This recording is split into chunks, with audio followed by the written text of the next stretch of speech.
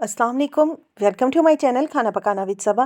बिस्मिल्लाहिर्रहमानिर्रहीम पढ़ के अपनी रेसिपी का आगाज़ करते हैं। अल्लाह पाक के बाबरकत नाम से कि वो हमारे रिस्क में हमारे खानों में बरकत अता फरमाए, आमीन सुम्मा आमीन। आज मैं आपके लिए एक ऐसे ज़बरदस्त किस्म के पराठे की रेसिपी लेके आई हूँ जिसे आप रमज़ान से पहले पहले बनाकर तो फ्रीज़ करके रख सकते हैं। और सहरी में अगर देर हो रही हो तो तब भी आप इनको पराठों को बनाएं। और अगर इफ्तारी में आप हैवी खा के आएँ तो तब भी आपका जब दिल करे इसको निकालें और खा लें। इसके अलावा भी जब दिल करे रमज़ान में आप खाएं, अदरवाइज़ सारा सीज़न खाएं। और ये एक ऐसे पराठे होंगे जो खाने में ज़्यादा हैवी भी नहीं होंगे और देखने के साथ साथ खाने में भी बड़े मज़े के होंगे। तो चले फिर चलते हैं अपनी रेसिपी की तरफ। तो अब मैं इसके लिए लगने लगी हूँ 1 कप आटे का और 1 कप मैदे का। बेसिकली तो हम घरों में आटा ही ज़्यादातर इस्तेमाल करते हैं, तो आप भी जो रेगुलर घरों में आटा इस्तेमाल करते हैं उसको ही प्रेफर कीजिएगा। अदरवाइज़ आप चाहें तो मैदा भी ले सकते हैं। गंदम के आटे में से बेसिकली जब सब चीज़ें निकाल दी जाती हैं और जो एंड पे बचता है वो सिर्फ बेसिकली हमारी लाम ज़ुबान में जिसे हम फोक कहते हैं ना, वही ये बचता है।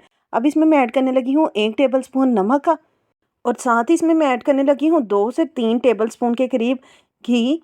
आप घी डालना चाहें घी डाल लें, ऑयल डालना चाहें ऑयल डाल लें, क्योंकि इसके साथ जो हमारा आटा है ना वो ज़रा सॉफ्ट हो जाएगा। तो बस रेगुलर पानी से हम इसको जैसे हम अपने आटे को गूँथते हैं वैसे ही गूँथ लेंगे।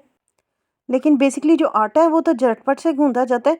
मैदे के साथ जो आटा है ना वो ज़रा थोड़ा हार्ड सा हो जाता है, थोड़ा लचकदार जैसे होता है ना वैसे का। तो अब आप जैसे अपना घर में आटा गूँथते हैं, सॉफ्ट डो गूँथते हैं सॉफ्ट गूँध लें, हार्ड गूँथते हैं हार्ड गूँध लें। लेकिन ज़रा हम इसकी अगर आपने इसको फ्रीज़ करना है तो ज़रा दरमियानी सी डो गूँधिएगा ताकि ये ईज़ी रहे आपको बेलना। मैं अब इसको देने लगी हूँ 2 मिनट का रेस्ट, क्योंकि मैं तो ऑफ़न टाइम्स आटे को मिक्स करने के बाद 2 मिनट रेस्ट दे के फिर इसको गूँध लेती हूँ। इस तरह ये ईज़ी हो जाता है गूँधना हमारे लिए।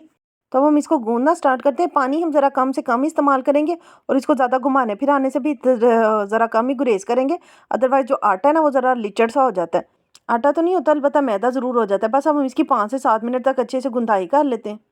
आटा मेरे अच्छे से गूँधा गया तो अब मैं इसको एक बाउल में ट्रांसफ़र करने लगी हूँ और अब इस पे हम थोड़ा-सा ऑयल के साथ इसको ग्रीसी कर लेंगे ताकि ये ऊपर से ड्राई ना हो। और कवर करके तो हम इसको हाफ़ आवर तक की रेस्ट दे लेंगे। तो जब तक ये रेस्ट करता है हम अपने कुछ और काम कर लेते हैं। और अब इस पराठे में जो मेन इंग्रेडिएंट हमारा जाना है हम उसको काट लेते हैं। हरी प्याज़ का मैंने ऊपर वाला छिलका उतार के इसको वॉश करके अच्छे से रखा हुआ था, तो अब इसको मैं करने लगी हूँ चॉप। आप भी जितना फाइनली हो सकता है इसको चॉप कर लें। जितना फाइनली आपसे चॉप हो सके उतना फाइनली चॉप कीजिएगा ताकि हमारी रोटी के फटने के चांसेस ज़रा कम हो जाएँ। और दूसरा ये हर बाइट में ज़्यादा फ्लेवरफुल आए और खाने में किसी को पता भी ना चले कि आपने इसमें ऐड क्या किया हुआ है। अब आप चाहें तो इसमें सिर्फ ग्रीन वाला पार्ट भी डाल सकते हैं और अब आप चाहें तो इसमें दोनों ही पार्ट ऐड्स करके इसको मोर डिलीशियस बना सकते हैं। प्याज़ों को मैंने अपने फाइनली चॉप कर लिए और हमारे आटे को भी तकरीबन पड़े हुए आधे घंटा हो गया। तो अब हम इसके बना लेते हैं पेड़े। रेगुलरली हम जितने अपना पेड़ा बनाते हैं उतना ही पेड़ा लेंगे और रोटी को पकाने की भी बड़ी ज़्यादा ऑप्शंस हैं। आप चाहें तो इसको एक ही पेड़े में लेके बना सकते हैं। आप चाहें तो इसके डिफरेंट जैसे चकोर पराठा बनाते हैं वैसे बना लें, त्रिकोण बना लें, या फिर आप इजी स्क्वीज़ी राउंड पराठे बना लें इसके। मैदे की मदद से हम इसको थोड़ा थोड़ा डस्ट करके तो जैसे हम रेगुलर अपनी रोटी बेलते हैं वैसे ही इसको बेल लेंगे। अगर आप बेलन की मदद से बेलते हैं तो बेलन से बेल लें, अगर हाथ से बेलते हैं तो हाथ से बेल लें। बस जितनी पतली हो सके हम इसको कर लेंगे। मैंने भी फ़िलहाल इसके 4 पेड़े किए हैं, तो अभी हम उसी से ही अपनी रोटियां पकाएंगे। आप भी अपनी मर्ज़ी से कम ज़्यादा जितना दिल करे आटा गूँध सकते हैं, क्योंकि ये तो अब फैमिली मेम्बर्स पे डिपेंड करता है कि कितने लोग हैं घर में खाने वाले। उस हिसाब से ही हम आटा भी गूँधते हैं और अपनी रोटियां भी पकाते हैं। और अगर आप इस मेथड से अपनी रोटियों को पकाना चाहें तो आप 2 पेड़ों को पहले बेल लें। रोटियों को मैंने पहले बेलन की मदद से फिर हाथ की मदद से फुल तौर पे बड़ा कर लिए। तो अब इसमें मैंने जो ग्रीन प्याज चॉप करके रखा था वो मैं इसमें ऐड करने लगी हूँ। आप अपनी पसंद से इसमें कम ज़्यादा जितना दिल करे प्याज डालें। मैंने तो दिल खोल के डाला था, मुझे तो बड़ा मज़े का लगता है ये। और है भी ये बड़े सिंपल सा, बहुत ज़्यादा मसाले भी इसमें नहीं जाते। और अब इस पे मैंने ऐड किए हैं 2 चुटकियाँ नमक की और साथ ही इसमें मैं ऐड करने लगी हूँ रेड चिली फ्लेक्स। अगर आपके पास ये ना हो तो आप रेगुलर मिर्चें इस पे डाल लें या हरी मिर्चें चॉप करके डाल लें। और थोड़ी-सी मैं 2 चुटकियाँ इसमें डालने लगी अजवाइन की। और अगर आप बीपी के पेशेंट हो तो आप अजवाइन इसमें स्किप भी कर सकते हैं। और थोड़ी-सी मैं इसमें डालने लगी हूँ सौंफ। बस सिर्फ 2-2 चुटकियाँ ही हम हर चीज़ की ऐड करेंगे। सौंफ थोड़ा ज़्यादा भी आप डाल सकते हैं। इन सभी चीज़ों का बड़ा डिफरेंट सा फ्लेवर आता है हमारे पराठे में। और अब मैंने जो दूसरी रोटी बेल के रखी थी वो मैं इसके ऊपर डालने लगी हूँ। अच्छी तरीके से हम दोनों रोटियों की साइड्स बंद कर लेंगे और अगर इसमें किसी तरह की एयर भी हो तो आप वो भी निकाल लीजिएगा। बस अच्छे तरीके से हम सेटल कर लेंगे ताकि जो हमारे मसाले और जो हमने और हरी प्याज ऐड की थी, वो दोनों हमारे रोटी के पार्ट्स को अच्छे से लग जाए। हल्का हल्का मैदा डस्ट कर लेंगे ताकि हमारी रोटी जो है ना वो चिपके नहीं। अब आप चाहें तो इसको पूरी को ही ऐसे पका सकते हैं। अदरवाइज़ मैं ना बचपन में इंडियन ड्रामे बड़े शौक से देखती थी, तो मैंने सोचा चले आज मैं भी उनकी तरह ना छोटी छोटी रोटियां पका लेती हूँ। अब आपके पास पिज़्ज़ा कटर हो तो उससे इसे पार्टीशन करने, अदरवाइज छुरी की मदद से भी इसकी पार्टीशन अच्छे से हो जाएगी। और हम इसके बना लेंगे रोल्स।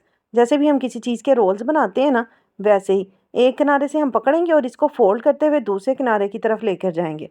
सो कभी कभी ये हमें अपने स्टाइल और टेस्ट दोनों ही चेंज करना चाहिए, इसलिए आप इस तरह से इनको ट्राई करके ज़रूर देखें। इंशाल्लाह आपको और पराठे खाने में मज़ेदार भी लगेंगे, डिफरेंट भी लगेंगे।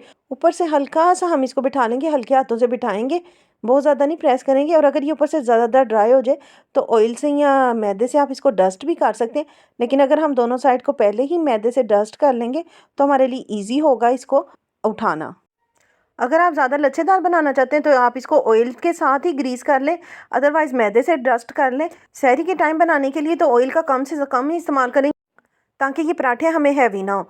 अगर आपकी कोई साइड खुली रह जाए तो आप इसको हल्का सा ऑयल लगा के तो बंद भी कर सकते हैं। इसके किनारे अच्छे से बंद कर लें ताकि हमारी रोटी जो है वो खुले ना। मैंने पेड़े अपने सारे कर लिए हैं, तो जो मैंने पहले पेड़े किए थे अब उनसे मैं रोटियां बनाने लगी हूँ। आप चाहे तो इनको हाथ की मदद से थोड़ा बड़ा कर लें, अदरवाइज़ थोड़ा थोड़ा ऐसे बड़ा करके तो फिर रोलिंग पिन की मदद से इसको बड़ा कर लें। मैं तो इसमें मैदा ही थोड़ा डस्ट कर रही हूँ, आप चाहें तो ऑयल से भी ग्रीसी कर सकते हैं। आटा डस्ट करें तो वो रोटी पे बहुत ज़्यादा फील होता है, लेकिन मैदा डस्ट करें तो वो अंदर ही अब्जॉर्ब हो जाता है। और अगर आप ऑयल लगा लें तो फिर ये बहुत ज़्यादा लच्छेदार बन जाते हैं। ऐसे ही मैं पहले 2-4 रोटियां बेल लेती हूँ और फिर मैं तवा रख के तो इसको पका लूँगी। और अब आप चाहें तो जैसे हम अपने रोल समोसों को फ्रीज़ करते हैं सेपरेट रखते हुए, ऐसे ही जिपलॉक बैग में किसी शॉपिंग बैग में डाल के तो इनको फ्रीज़ कर लें। और जब आपने खाने हो इनको डीप फ्रोस्ट करें और इनको पका लें। समटाइम ऐसा हो जाता है कि सहरी में आँख खुलना कुछ लोगों की मुश्किल हो जाती है, तो ये बड़ा एक अच्छा तरीका है कि आप इस तरीके से रोटियां बना के रख लें। और अगर आप किसी टाइम देर हो जाए कुछ हो जाए तो झटपट से रोटियां तैयार करें और खा लें। मीडियम आंच पे ही हम इनको पकाएंगे जैसे ऑफ्टन टाइम्स हम अपने पराठों को पकाते हैं, क्योंकि ना बहुत ज़्यादा स्लो आंच पे और ना ही बहुत ज़्यादा तेज़ आंच पे। एक साइड डन हो तो आप दूसरी साइड कर लें। और ये अब आपकी मर्ज़ी है कि आप इस पर कुकिंग ऑयल लगाना चाहते हैं, घी लगाना चाहते हैं, देसी घी लगाना चाहते हैं, या फिर आप सादी बना के इनके ऊपर थोड़ा सा मक्खन लगा के भी इनको खा सकते हैं। ये अब सब आपके अपने टेस्ट और फ्लेवर पे डिपेंड करता है कि आप अपनी रोटियों पे ज़्यादातर क्या इस्तेमाल करते हैं। घी लगाएं तो हमारी रोटियां जो है वो ज़रा ज़्यादा खस्ता हो जाती हैं। साइडें चेंज करके और घुमा फिरा के हम इनको तब तक ही पका लेंगे जैसे ऑफ्टन टाइम्स हम अपने पराठे पकाते हैं। गोल्डन ब्राउन कलर आने तक इसको प्यारा सा कलर आ गया तो मैं अब इसको उतारने लगी। अब जो साइडों से मैंने पेड़े बनाए थे वो ज़्यादा ही छोटे थे, तो मैंने सोचा चलो इसके छोटे छोटे से चकोर पराठे बना लेती हूँ। वो जैसे बचपन में आटे के साथ खेले खेलते थे ना, तो मुझे लग रहा है कि आज मैं वही खेल खेल रही हूँ, क्योंकि डिफरेंट करना ही कभी कभी इंसान का दिल करता है। तो चले आज फिर ऐसे ही से। और इनको हम दो दो डाल के तवे पे पका लेंगे, झटपट से बन भी जाएंगी और डिफरेंट भी लगेंगी। और मज़े की तो ये ऑलरेडी बड़ी बनती हैं और पक भी जल्दी से जाएंगी दो डालने से। माशाल्लाह माशाल्लाह हमारे ज़बरदस्त किस्म के सहरी स्पेशल पराठे बनकर तैयार हैं। ये झटपट से बन भी जाते हैं और अगर आप चाहें तो इनको फ्रीज़ भी करके रख सकते हैं अपनी आसानी के लिए। और खाने में तो ये माशाल्लाह माशाल्लाह बहुत ही मज़े के हैं और ये बड़े खस्ता और मज़े के बने हैं। और आप चाहें तो इनको सॉफ्ट बना लें, आप चाहें तो इनको खस्ता बना लें, और कलरफुल भी हैं। अब अगर आपने एक दफ़ा ये पराठे बना लिए तो आप अपने दूसरे सारे पराठे भूल जाएंगे, यहाँ तक कि चिकन पराठे को भी भूल जाएंगे।